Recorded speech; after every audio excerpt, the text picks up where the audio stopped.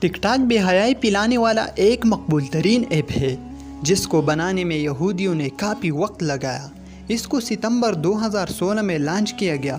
2 साल में इस ऐप को इतनी शोहरत मिली कि इतनी शोहरत अभी तक फेसबुक और यूट्यूब को नहीं मिली।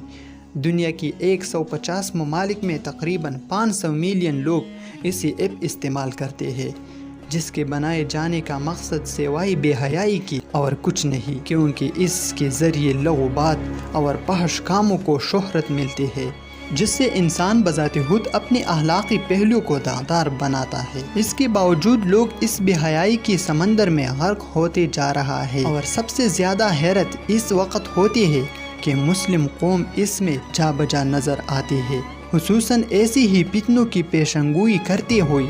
सदियों पहले हुजूर नबी करीम सल्लल्लाहु अलैहि वसल्लम ने कहा था, आमाल सालिहा में जल्दी करो क़बल इसकी ओह फितने ज़ाहिर हो जो तारीक रात के टुकड़ों के मानंद हो गई। और इन फितनों का असर ये होगा कि आदमी सुबह को ईमान की हालत में उठेगा और शाम को काफिर बन जाएगा। नेज़ इस्लाम ने औरतों को एक ऐसा पाकीज़ा निज़ाम दिया जिसका मुकाबला दुनिया का कोई मजहब नहीं कर सकता। इस कानून के तहत हर औरत सिर्फ महफूज नहीं बल्कि दुनिया की सबसे अजीम नेमत बन जाती है। लेकिन अफसोस कि मुस्लिम ख़वातीन आज पाकीज़ा कानून को छोड़कर इस बेहयाई के समंदर में कूद पड़ी है। औरत तो औरत, मर्द भी कम नहीं है।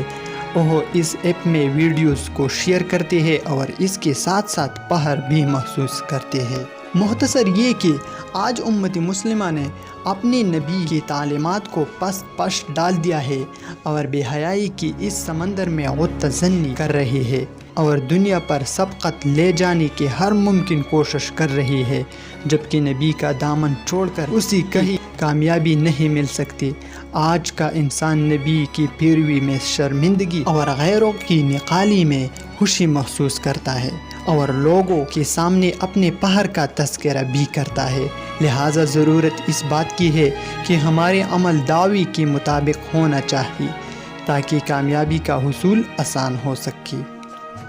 अगर वीडियो अच्छी लगी तो ऐसे हैरान कुन वीडियो देखने के लिए हमारा यूट्यूब चैनल ज़रूर सब्सक्राइब करें। शुक्रिया।